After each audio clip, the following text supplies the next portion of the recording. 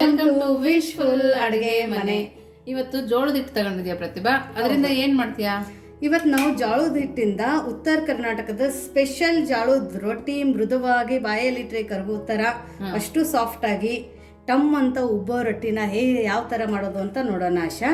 ಇಲ್ಲಿ ನೋಡಿ, ನಾನು ಜೋಳದ ಹಿಟ್ಟನ್ನು ಬಿಸ್ಕೊಂಡು ಬಂದಿದ್ದೀನಿ. ಮಿಲ್ಲಲ್ಲಿ ತುಂಬಾ ಸಣ್ಣದಾಗಿ ಗೋಧಿ ಹಿಟ್ಟಿನ ತರ ಬಿಸ್ಕೊಂಡು ಬರ್ಬೇಕು ಇದನ್ನ. ಸೊ ಇದನ್ನ ಬಿಸ್ಕೊಂಡು ಬಂದಿದ್ದೀನಿ. ಇವಾಗ ನಾನು ಈ ಬಟ್ಲಿಂದ ಒಂದ್ 2 ಬಟ್ಲಷ್ಟು ಜೋಳದ ಹಿಟ್ಟನ್ನ ಹಾಕೊಂಡಿದ್ದೀನಿ. ಕಂಪಲ್ಸರಿ ನಾವು ಜೋಳದ ಹಿಟ್ಟನ್ನ ಜರ್ಡಿ ಮಾಡ್ಕೊಳ್ಳೇಬೇಕು, ಯಾಕಂದ್ರೆ ಬಿಸ್ಕೊಂಡು ಬಂದಿರ್ತೀವಲ್ಲ. ಸೊ ಹಂಗಾಗ್ಬಿಟ್ಟು ಇದ್ರ ಒಳಗಡೆ ಏನು ಉಳ್ದಿರುತ್ತಲ್ಲ ಅದ್ರದ್ದು ತರಿ ತರಿ ತರ ಅದೆಲ್ಲ ಹೊರಗಡೆ ಬಂದ್ಬಿಡ್ಬೇಕು ಅಂದ್ರೆ ನಾವು ಜರ್ಡಿ ಮಾಡ್ಕೋಬೇಕು. ನಮ್ಗೆಲ್ಲ ಸ್ವಲ್ಪ ಜೋಳದ ರೊಟ್ಟಿ ಬಡಿಯೋದು ಕಷ್ಟನೇ ಪ್ರತಿಭಾ. ಇವತ್ತು ನಾನು ಹೇಳ್ಕೊಡ್ತೀನಿ, ತುಂಬ ಈಸಿಯಾಗಿ ಜೋಳದ ರೊಟ್ಟಿನ ನೀವು ಮಾಡಬಹುದು. ಬರೀ ಮೇನ್ ಅಂದರೆ ಜೋಳದ ಹಿಟ್ಟು ಕಲಿಸೋದು ಮೇನ್ ಟ್ರಿಕ್ಕು, ಆಮೇಲೆ ಬಡಿಯೋ ಟ್ರಿಕ್ಕು. ಸೊ ಹಿಟ್ಟು ಚೆನ್ನಾಗಿದ್ರೆ ನಮ್ಮ ರೊಟ್ಟಿನೂ ತುಂಬ ಚೆನ್ನಾಗಿ ಬರುತ್ತೆ ಮೇನ್ ಅಂದರೆ. ಸೊ ನೋಡಿ, ಇವಾಗ ಇದೆಲ್ಲ ತರಿ ಉಳ್ಕೊಂಡಿದ್ದೆಲ್ಲ ಆಶಾ, ಇದಕ್ಕೋಸ್ಕರ ನಾವು ಜಡಿ ಮಾಡಬೇಕು. ಇದು ಇದ್ರೆ ನಮ್ಮದು ರೊಟ್ಟಿ ಚೆನ್ನಾಗಿ ಬರಲ್ಲ, ಸಾಫ್ಟ್ ಆಗಲ್ಲ, ಆಮೇಲೆ ಹೊಟ್ಟೆ ಉಬ್ಬಲ್ಲ ರೊಟ್ಟಿ. ಸೊ ಹಾಗಾಗಿ ಈ ಥರ ಜಡಿ ಮಾಡ್ಕೊಳ್ಳೋಣ. ನೋಡಿ, ಇಲ್ಲಿ ನಾನು ಇಷ್ಟು ಜೋಳದ ಹಿಟ್ಟನ್ನು ಇವಾಗ ತಗೊಂಡಿದ್ದೀನಿ, 2 ಕಪ್ಪಷ್ಟು. ಸ್ವಲ್ಪ ಜಡಿ ಮಾಡ್ಕೊಂಡಿರೋದು ಹಿಟ್ಟನ್ನು ನಾವು ಒಂದು ಬಟ್ಲಿಗೆ ತಕ್ಕೊಳ್ಳೋಣ. ಸೊ ನೋಡಿ, ಒಂದು ಪ್ಲೇಟಕ್ಕೆ ಇದು ನಾವು ಜಡಿ ಮಾಡ್ಕೊಂಡಿರೋಂಥದ್ದು ಹಿಟ್ಟನ್ನು ತಕ್ಕೊಳ್ಳೋಣ. ಇದು ರೊಟ್ಟಿ ಬಡಿಬೇಕಾದ್ರೆ ಯೂಸ್ ಆಗುತ್ತೆ. ಇವಾಗ ಸದ್ಯಕ್ಕೆ ಇದು ಪಕ್ಕಕ್ಕೆ ಇಟ್ಕೊಳ್ಳೋಣ. ವಿಡಿಯೋನ ಕೊನೆ ತನಕ ನೋಡಿ, ನೀವು ಕೂಡ ತುಂಬಾ ಚೆನ್ನಾಗಿ ಜೋಳದ ರೊಟ್ಟಿನ ಮಾಡ್ಬೋದು. ಅಕಸ್ಮಾತ್ ವಿಡಿಯೋ ಸ್ಕಿಪ್ ಮಾಡಿ ನೋಡಿದ್ರೆ ನಾವು ಹೇಳೋವಂಥ ಯಾವುದೇ ಟಿಪ್ಸ್ ಅನ್ನ ನೀವು ಕೇಳ್ಕೊಳ್ಳಿಲ್ಲ ಅಂದ್ರೆ ನಿಮ್ಗೆ ರೊಟ್ಟಿ ಕರೆಕ್ಟಾಗಿ ಬಡಿಯೋಕೆ ಬರಲ್ಲ. ಸೊ ಮಧ್ಯದಲ್ಲಿ ಆಶಾ ನಾವು ಈ ತರ ಉಂಡೆನ ಮಾಡ್ಕೋಬೇಕು, ಯಾಕಂದ್ರೆ ಜೋಳದ ಹಿಟ್ಟು ಜಿಗಿ ಕಡಿಮೆ ಇರುತ್ತೆ. ಸೊ ಬಡಿಬೇಕಾದ್ರೆ ಅದ್ರ ಮೂಗ್ ಸೀಳುತ್ತೆ ಅಂತೀವಿ ನಾವು, ಅಂದ್ರೆ ಸೈಡಿಗೆ ಬಡಿಯುತ್ತೆ. ಹಂಗಾಗಿ ಸೊ ಜೋಳದ ಹಿಟ್ಟಲ್ಲಿ ಒಂದ್ ಸ್ವಲ್ಪ ಜಿಗಿ ತರೋಕ್ಕೋಸ್ಕರ ನಾವು ಇಲ್ಲಿ ಬಿಸಿ ಬಿಸಿ ನೀರನ್ನ ಹಾಕೋಬೇಕು. ಕುದಿಯೋ ನೀರು ಚೆನ್ನಾಗಿ ಕುದಿ ಇರಬೇಕು ನೀರು ಅಷ್ಟು. ಈ ಗುಂಡಿ ಒಳಗಡೆ ನೀರು ಎಷ್ಟು ಇಡ್ಸುತ್ತೆ ಅಷ್ಟು ನೀರು ಹಾಕೋಬೇಕು. ಒಬ್ಬೊಬ್ರು ಅಂತಾರೆ ಎಷ್ಟು ಹಾಕೊಳ್ಳೋದು ಎಷ್ಟು ಬಿಡೋದು ಅಂತ. ಮೆಜರ್ಮೆಂಟ್ ವೈಸ್ ನೋಡಕ್ ಹೋದ್ರೆ ಒಂದು ಅರ್ಧ ಕಪ್ ಅಷ್ಟು ಹಾಕೊಂಡ್ರೆ ಸಾಕು. ಉಪ್ಪು ಹಾಕಂಗಿಲ್ಲ ಪ್ರತಿಭಾ? ಉಪ್ಪು ಹಾಕೋಂಗಿಲ್ಲ. ಸೊ ನೋಡಿ, ಬಿಸಿ ನೀರು ಹಾಕೊಂಡ ನಂತರ ಒಂದು ಸ್ಪೂನಿಂದ ಇದನ್ನ ನಾವು ಮಿಕ್ಸ್ ಮಾಡ್ಕೋಬೇಕು. ಕೈಯಿಂದ ಮಿಕ್ಸ್ ಮಾಡ್ಕೊಳಕ್ ಹೋಗಬೇಡಿ, ತುಂಬಾ ಬಿಸಿ ಇರುತ್ತೆ, ಕೈ ಸುಡುತ್ತೆ. ಕೇರ್ಫುಲ್ಲಾಗಿ ಮಾಡಿ. ಇವಾಗ ನೋಡಿ, ಇದು ಜಿಗಿ ಬರುತ್ತಲ್ಲ, ಇಷ್ಟೇ ಜಿಗಿಯಿಂದ ನಮ್ದು ಇಡೀ ಹಿಟ್ಟೆಲ್ಲ ಜಿಗಿ ಆಗುತ್ತೆ. ಸೊ ಇವಾಗ ಬಿಸಿ ನೀರನ್ನು ಅಕಸ್ಮಾತ್ ನೀವು ಒಂದು 20-25 ರೊಟ್ಟಿ ಮಾಡ್ತೀನಿ ಅಂದರೆ 1 ಕಪ್ಪದಷ್ಟು ಬಿಸಿ ನೀರು ಹಾಕೊಳ್ಳಿ. ಒಂದು 10 ರೊಟ್ಟಿ ಮಾಡ್ತೀವಿ ಅಂದರೆ ಒಂದು ಅರ್ಧ ಕಪ್ಪಷ್ಟು ನೀರು ಹಾಕೊಳ್ಳಿ. ನೋಡಿ, ಇದನ್ನೆಲ್ಲ ಆಶಾ ನೀಟಾಗಿ ಈ ಥರ ಈ ಜಿಗಿ ಒಳಗಡೆ ಹಿಟ್ಟನ್ನು ಮಿಕ್ಸ್ ಮಾಡ್ಕೋಬೇಕು ಫಸ್ಟು. ನೋಡಿ, ಈ ಥರ ನಾದದ್ ಕೂಡ ನೋಡ್ಕೊಬೇಕು ಕೈಯಿಂದ ನಿಧಾನಕ್ಕೆ, ಯಾಕಂದ್ರೆ ಇದು ಹಿಟ್ಟು ಬಿಸಿ ಇದೆ, ಅದಕ್ಕೋಸ್ಕರ ಕೈಯಿಂದ ನಿಧಾನಕ್ಕೆ ನಾವು ಇದನ್ನ ನಾದ್ಕೋಬೇಕು. ಸೊ ಇದೀ ಜಿಗಿಯಲ್ಲಿನೇ ಆಶಾ ನಾವು ಈ ತರ ಫಸ್ಟ್ ನಾದ್ಕೋಬೇಕು. ಒಮ್ಮೆ ಸ್ಟಾರ್ಟಿಂಗ್ ಅಲ್ಲಿನೇ ನೀವು ಇದು ಕೋಲ್ಡ್ ನೀರು ಹಾಕೋಬಾರ್ದು.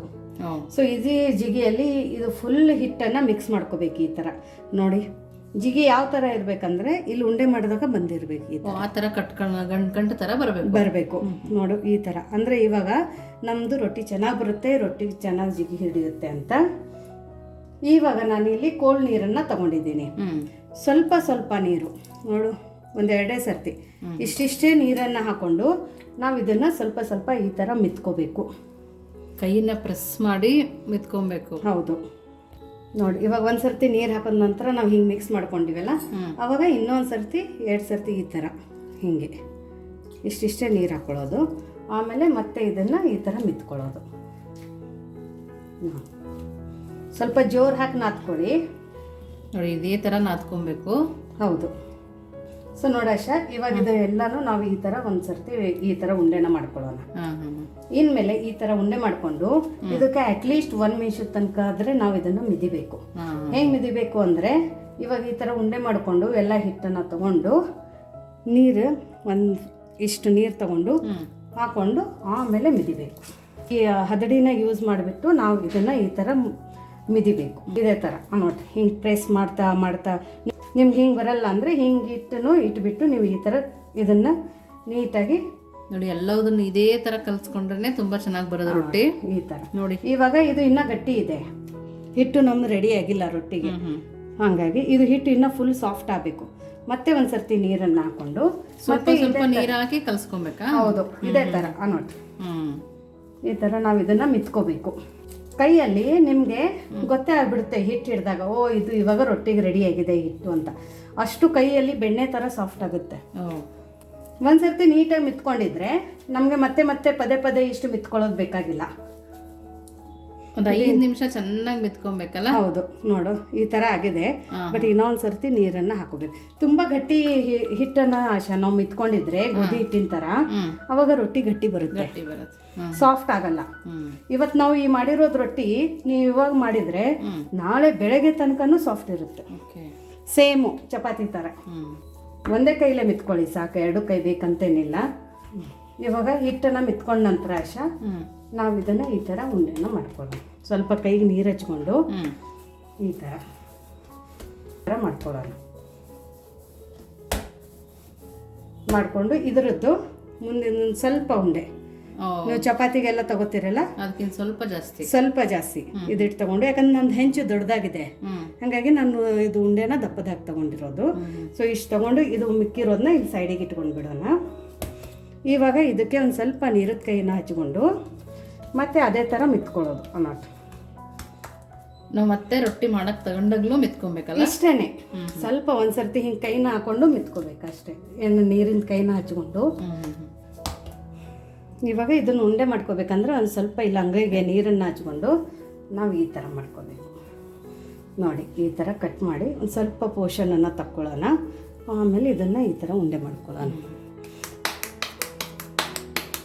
ಉಂಡೆನ ಮಾಡಿಕೊಂಡು ಜಸ್ಟ್ ಹಿಂಗೆ ಫಿಂಗರಿಂದ ಈ ಥರ. ಬೇಕಂದರೆ ಇಲ್ಲಿ ಜಾಸ್ತಿ ದಪ್ಪ ಅನ್ನಿಸ್ತಾ ಇದ್ರೆ ತಕ್ಕೊಳ್ಳಿ, ಇಲ್ಲಾಂದರೆ ತಕ್ಕಿಲ್ಲ ಅಂದ್ರೆ ನಡೆಯುತ್ತೆ. ಇವಾಗ ಏನು ನಾವು ಜಡಿ ಹಿಟ್ಟು ಮಾಡ್ಕೊಂಡು ಇಟ್ಕೊಂಡಿದ್ದೀವಲ್ಲ ಜೋಳದ ಹಿಟ್ಟು, ಅದನ್ನು ಈ ಥರ ಸ್ಪ್ರಿಂಕಲ್ ಮಾಡಿ ಹಿಂಗೆ ಇಟ್ಕೊಂಡ್ಬಿಟ್ಟು ಸ್ವಲ್ಪ ಕೈಗೆ ಹಿಟ್ಟನ್ನು ಅಂಟಿಸ್ಬಿಟ್ಟು ಈ ಫಿಂಗರ್ಸ್ ಏನಿರುತ್ತಲ್ಲ ಅದರಿಂದ ರೈಟ್ ಡೈರೆಕ್ಷನ್ಗೆ ನಾವು ತಿರುಗಿಸ್ಬೇಕಾದ್ರೆ ಪ್ರೆಷರ್ ಹಾಕಬಾರ್ದು ಕೈಯಲ್ಲಿ, ಲೈಟ್ ಕೈಯಿಂದ ಹಿಂಗೆ ಸುಮ್ಮನೆ ಲೈಟಾಗಿ ಪ್ರೆಷರ್ ಹಾಕಬೇಕು. ತುಂಬ ಹಿಂಗೆ ಒತ್ತಿಬಿಟ್ರೆ ಕೆಳಗಡೆ ಅಂಟ್ಕೊಂಡು ಬಿಡುತ್ತೆ. ಸೊ ಸುಮ್ಮನೆ ನೋಡಿ ಈ ಥರ ನಾವು ಮುಂದೆ ಫಿಂಗರಲ್ಲಿ ತಟ್ಟಂಗಿಲ್ಲ. ಇಲ್ಲ, ಇದರಿಂದ ಕೆಳಗಡೆ ಪ್ರೆಸ್ ಆಗುತ್ತೆ. ಈ ಫಿಂಗರಿಂದ ರೈಟ್ ಡೈರೆಕ್ಷನ್ಗೆ ನಾವು ತಿರುಗಿಸ್ಕೋಬೇಕು ಈ ಥರ. ಇವು ಜಸ್ಟ್ ಇದು ಫಿಂಗರ್ ಏನು ವರ್ಕ್ ಮಾಡುತ್ತಂದ್ರೆ ಇದನ್ನ ತಿರುಗಿಸೋಕೆ ಹೆಲ್ಪ್ ಮಾಡುತ್ತೆ, ಇದು ರೊಟ್ಟಿ ತಟ್ಟೋಕೆ ಹೆಲ್ಪ್ ಮಾಡುತ್ತೆ ನೋಡಿ. ಸೊ ಈ ಥಂಬಿಂದ ಸ್ವಲ್ಪ ಪ್ರೆಷರ್ ಬೀಳಬೇಕು, ಆವಾಗ ರೊಟ್ಟಿ ಅಗಲ ಆಗುತ್ತೆ ನೋಡಿ. ಈ ಬಟ್ಟು ರೊಟ್ಟಿ ಇಷ್ಟು ದೊಡ್ಡದಾದ ನಂತರ ಇವಾಗ ನಾವು 2 ಕೈಗೆ ಇನ್ನೊಂದು ಸರ್ತಿ ಹಿಟ್ಟನ್ನು ಹಾಕ್ಕೊಂಡು ಈ ಥರ ಬಡ್ಕೋಬೇಕು. ಈ ಕೈಯಿಂದ ಬರೀ ನಾವು ಹಿಂಗೆ ತಿರುಗಿಸ್ಬೇಕು, ಈ ಕೈಯಿಂದ ಬಡಿಬೇಕು ಈ ಥರ.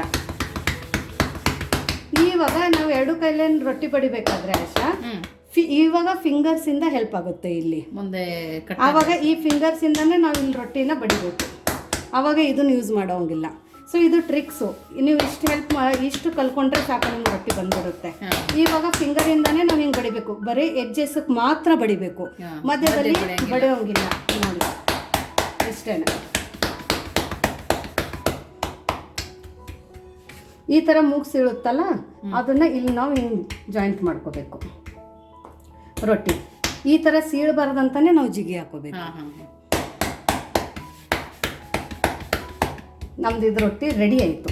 ತುಂಬ ತಿಳುವಾಗಿದೆ. ಹೌದು, ಚಪಾತಿಗಿಂತನೂ ತುಂಬ ರೊಟ್ಟಿ ತಿಳುವಾಗಿದೆ. ನಿಮಗೆ ನಾನು ಇದನ್ನು ರೊಟ್ಟಿ ಬೇಯಿಸಿದ ನಂತರ ತೋರಿಸ್ತೀನಿ ಎಷ್ಟು ತಿಳಿವಾಗಿದೆ ರೊಟ್ಟಿ ಅಂತ. ಸೊ ನೋಡಿ, ಅದಕ್ಕೆ ಹಿಟ್ಟು ನಾವು ಒಂದು ಸ್ವಲ್ಪ ಸಾಫ್ಟಲ್ಲಿ ನಾದ್ಕೋಬೇಕು. ತುಂಬ ಬೇಗ ಅಗಲ ಆಗಿಬಿಡುತ್ತೆ, ಸುಮಾರು ಹೊತ್ತು ಬಡಿಯೋದು ನೀಡೇ ಇಲ್ಲ ನೋಡಿ. ಬರೀ ಈ ಫಿಂಗರ್ಸಿಂದ ಈ ಥರ ಎಡ್ಜಸ್ ಮಾತ್ರ ಬಡ್ಕೊಳ್ಳಿ, ಮಧ್ಯದಲ್ಲಿ ಜಾಸ್ತಿ ಬಡಿಯೋಕ್ಕೆ ಹೋಗಬೇಡಿ ನೋಡಿ. ಇವಾಗ ರೊಟ್ಟಿನ ಹೇಗೆ ಬೇಯಿಸೋದು ಅಂತ ನೋಡೋಣ. ಇನ್ನೊಂದು ಅಂದರೆ ಇವಾಗ ನಾವು ರೊಟ್ಟಿ ಬಡ್ದಿರ್ತೀವಲ್ಲ ಆಶಾ, ಇದನ್ನು ಈ ಥರ ತಕ್ಕೋಬೇಕು ನಿಧಾನಕ್ಕೆ ಹಿಂಗೆ ತಕ್ಕೊಂಡು. ಇವಾಗ ತವೆ ಬಿಸಿ, ಹೈ ಫ್ಲೇಮಲ್ಲಿ ತವೆ ಚೆನ್ನಾಗಿ ಬಿಸಿಯಾಗಿರಬೇಕು. ಹೈ ಫ್ಲೇಮಲ್ಲಿ ಇವಾಗ ನಾವು ತವೆ ಬಿಸಿ ಆದ ನಂತರ ಇದು ರೊಟ್ಟಿದು ಇದು ಮೇಲ್ಗಡೆ ಪೋರ್ಷನ್ ಇರುತ್ತಲ್ಲ ಇದು ತೆಳಗಡೆ ಹೋಗಬೇಕು. ಆಮೇಲೆ ಇದು ಹಿಟ್ಟೇನು ಹಚ್ಚಿರ್ತೀವಲ್ಲ ಈ ಪೋರ್ಷನ್ ಮೇಲ್ಗಡೆ ಇರಬೇಕು. ಸೊ ಹಿಂಗೆ ಹಿಡ್ಕೊಳ್ಳಿ ರೊಟ್ಟಿನ ಎತ್ಬಿಟ್ಟು ಆಮೇಲೆ ತವೆ ಮೇಲೆ ಹಿಂಗೆ ಹೋಗಿ ಹಾಕೋಣ ನೋಡಿ. ಇಲ್ಲಿ ಕಬ್ಬಣದ ತವೆ ತಗೊಂಡಿರೋದು, ಕಂಪಲ್ಸರಿ ಜೋಳದ ರೊಟ್ಟಿಗೆ ಕಬ್ಬಣದ ತವೆನೇ ಯೂಸ್ ಮಾಡಬೇಕು. ಸೊ ಇದನ್ನ ಒಂದ್ಸರ್ತಿ ಒರೆಸ್ಕೊಳ್ಳೋಣ. ತವೆ ತುಂಬಾ ಚೆನ್ನಾಗಿ ಕಾಯ್ದಿರ್ಬೇಕು ನೋಡಿ. ನೀರು ಹಾಕಿದ ತಕ್ಷಣ ಅಲ್ಲೇನೆ ಈ ತರ ಬಂದಿರಬೇಕು. ಆ ತರ ತವೆನ ನೀಟಾಗಿ ಕಾಯಿಸ್ಕೋಬೇಕು. ಒಂದ್ಸರ್ತಿ ಒರೆಸ್ಕೊಂಡ್ಬಿಟ್ಟು ಇವಾಗ ನಾವು ಮಾಡಿರೋಂಥ ರೊಟ್ಟಿನ ಹಾಕೋಣ. ನೋಡಿ, ಬಡ್ದಿರೋದನ್ನ ಮೇಲ್ಗಡೆ ಬಂದಿರಬೇಕು, ಹಿಟ್ಟಿರೋದು ಮೇಲೆ ಇರಬೇಕು. ಹೌದು, ಬಡ್ದಿರೋದು ಕೆಳಗಡೆ ಇರಬೇಕು. ಹೌದು. ಇವಾಗ ಒಂದು ಬಾಣಲಿಯಲ್ಲಿ ನಾವೇನು ಹಿಟ್ಟು ಕಲ್ಸೋಕೆ ನೀರು ತೊಗೊಂಡಿದ್ವಲ್ಲ, ಅದೇ ಬಾಣಲಿಯಲ್ಲಿ ಒಂದು ಕಾಟನದ್ದು ಬಟ್ಟೆ ತೊಗೊಂಡಿದ್ದೀನಿ. ಬಟ್ಟೆನ ಹಾಕೊಂಡ್ಬಿಟ್ಟು ಈ ರೊಟ್ಟಿಗೆ ನೀರನ್ನು ಹಚ್ಕೋಬೇಕು. ಇಮಿಡಿಯೇಟಾಗಿ ಹಚ್ಚಬೇಕು ನೀರು, ಲೇಟ್ ಮಾಡೋಂಗಿಲ್ಲ. ಇಲ್ಲಾಂದರೆ ಹೊಟ್ಟೆನೂ ಉಬ್ಬಲ್ಲ ರೊಟ್ಟಿದು, ಆಮೇಲೆ ರೊಟ್ಟಿ ಹಾಡಾಗುತ್ತೆ, ಹಿಟ್ಟಿಟ್ಟಾಗುತ್ತೆ ರೊಟ್ಟಿ. ಸೊ ಹಾಗಾಗಿ ಇಮಿಡಿಯೇಟಾಗಿ ನಾವು ನೀರನ್ನು ಹಚ್ಕೋಬೇಕು. ಫ್ಲೇಮನ್ನು ನಾನು ಇವಾಗ ಮೀಡಿಯಮಲ್ಲಿ ಇಟ್ಕೊಂಡಿದ್ದೆ. ಇವಾಗ ನೀರು ಹಚ್ಚಿದ ನಂತರ ಫ್ಲೇಮನ್ನು ನಾನು ಹೈ ಫ್ಲೇಮಲ್ಲಿ ಇಟ್ಕೋತೀನಿ. ರೊಟ್ಟಿ ಚಪಾತಿ ನಾವು ಹೈ ಫ್ಲೇಮಲ್ಲಿನೇ ಬೇಯಿಸ್ಕೋಬೇಕು. ಇಮಿಡಿಯೇಟಾಗಿ ಇದನ್ನು ಇವಾಗ ನಾವು ಟರ್ನ್ ಮಾಡಬೇಕು. ತುಂಬ ಹೊತ್ತು ಹಾಗೆ ಬಿಡಬಾರ್ದು. ನೋಡಿ, ಇಮಿಡಿಯೇಟಾಗಿ ಟರ್ನ್ ಮಾಡಬೇಕು. ಇದನ್ನು 1 ನಿಮಿಷ ಹೈ ಫ್ಲೇಮಲ್ಲಿ ನಾವು ಇದನ್ನು ಬೇಯಿಸ್ಕೊಳ್ಳೋಣ. ನೋಡಿ, ಇದು ರೊಟ್ಟಿ ಬೇಯೋ ತನಕ ನಾನು ಇನ್ನೊಂದು ರೊಟ್ಟಿನ ಬಡಿಯೋದನ್ನು ತೋರಿಸ್ತೀನಿ. ನೋಡಿ, ಇವಾಗ ಇನ್ನೊಂದು ರೊಟ್ಟಿ ಬಡಿಯೋದನ್ನು ತೋರಿಸ್ತೀನಿ. ಇವಾಗ ಮತ್ತೆ ಇದರಿಂದ ನಾವು ಏನು ಇದನ್ನ ಹಿಟ್ಟು ಕಲಿಸ್ಕೊಂಡಿಟ್ಟಿದ್ವಲ್ಲ ಇದರಿಂದ ಒಂದು ಸ್ವಲ್ಪ ಉಂಡೆನ ತಗೊಂಡು ಮತ್ತೆ ಒಂದ್ಸರ್ತಿ ಜಸ್ಟ್ ನೀರಲ್ಲಿ ಈ ಥರ ಕೈನ ಎದ್ಬಿಟ್ಟು ಇದಕ್ಕೆ ಹಚ್ಕೊಂಡು ನಾರ್ಮಲ್ ಆಗಿ ಮಿತ್ಕೊಳ್ಳೋದು. ನಾವು ಈ ಥರ ಈ ಹದಡಿಯಿಂದಾನೇ ಮಿತ್ಕೊಳ್ಳೋದು. ಕೈಗೆ ಒಂದು ಸ್ವಲ್ಪ ನೀರು ಹಚ್ಕೊಂಡು ಈ ಥರ ಒಂದು ಸ್ವಲ್ಪ ಹಿಟ್ಟನ್ನು ತಕ್ಕೊಳ್ಳೋಣ. ಈ ಥರ ಉಂಡೆನ ಮಾಡ್ಕೊಳ್ಳೋಣ.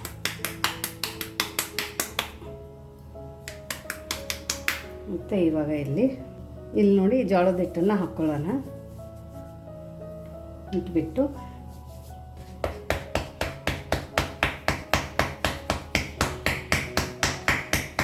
ಈ ಟಿಪ್ಸ್ಗಳನ್ನ ಯೂಸ್ ಮಾಡಿದರೆ ಜೋಳದ ರೊಟ್ಟಿ ಬರಲ್ಲ ಅನ್ನೋರು ಕೂಡ ಈಸಿಯಾಗಿ ಮಾಡ್ಕೊಬೋದು. ಹೌದು, ರೊಟ್ಟಿ ಬಡಿಯೋಕ್ಕೆ ಬರಲ್ಲ ಅನ್ನೋರು ಕೂಡ ಕಮೆಂಟ್ ಹಾಕಿ ಲಟ್ಟಿಸ್ಬಿಟ್ಟು ನಾವು ಜೋಳದ ರೊಟ್ಟಿ ಮಾಡ್ಕೋಬೋದು. ಹೌದು.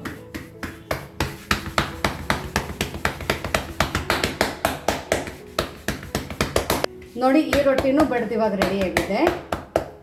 ಸೊ ನೋಡಿ ಆಶಾ, ಇವಾಗ ಮೇಲ್ಗಡೆ ಬಬಲ್ಸ್ ಥರ ಬರ್ತಾ ಇದೆಯಲ್ಲ. ನೋಡಿ ಈ ಸೈಡ್ ಎಷ್ಟು ಚೆನ್ನಾಗಿ ಬೈದಿದೆ ಅಂತ. ಇವಾಗ ಇದನ್ನು ತಿರ್ವಾ ಹಾಕಿ ಇಲ್ಲೊಂದು ಕಾಟನದ ಬಟ್ಟೆ ತಗೊಂಡು ಲೈಟ್ ಕೈಯಿಂದ ನಾವು ಇದನ್ನು ಪ್ರೆಸ್ ಮಾಡಬೇಕು. ಈ ಥರ ರೊಟ್ಟಿ ಬಡ್ದು ಸುಮಾರು ಹೊತ್ತು ಬಿಡಬಾರ್ದು ಆಶಾ. ಅವಾಗಲೇ ಮಾಡ್ಕೊಬೇಕಾ? ಇಮಿಡಿಯೇಟಾಗಿ ಬಡ್ದು ತೆವೆ ಮೇಲೆನೆ ಹೋಗಿರಬೇಕು. ಸೊ ನೋಡಿ ಎಷ್ಟು ಟಮ್ ಅಂತ ಹೊಟ್ಟೆ ಉಬ್ಬಿದೆ. ರೊಟ್ಟಿ ಉಬ್ಬಿದ್ರಲ್ಲಿ ಚೆನ್ನಾಗಿ ಬರೋದು. ಹೌದು, ಸ್ವಲ್ಪ ತುಂಬ ಲೈಟ್ ಕೈಯಿಂದ ನೀವು ಬಟ್ಟೆಯಿಂದ ಪ್ರೆಸ್ ಮಾಡ್ಕೊಳ್ಳಿ.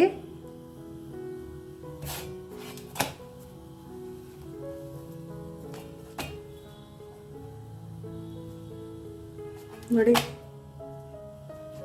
ಈ ರೊಟ್ಟಿನ ತಕ್ಕೊಳ್ಳೋಣ. ಆಯ್ತು, ಇವಾಗ ಇದು ರೊಟ್ಟಿ ರೆಡಿಯಾಗಿದೆ. ಇನ್ನೊಂದು ರೊಟ್ಟಿ ಹಾಕ್ಕೊಳ್ಳೋಣ. ನೋಡಿ, ಮೇಲ್ಗಡೆ ಹಿಟ್ಟಿಟ್ಟಿರೋದೆಲ್ಲ ಮೇಲ್ಗಡೆ ಬಂದಿದೆ. ನೀರನ್ನು ಹಚ್ಕೊಳ್ಳೋಣ. ಫ್ಲೇಮನ್ನು ಮೀಡಿಯಮಲ್ಲಿ ಇದೆ.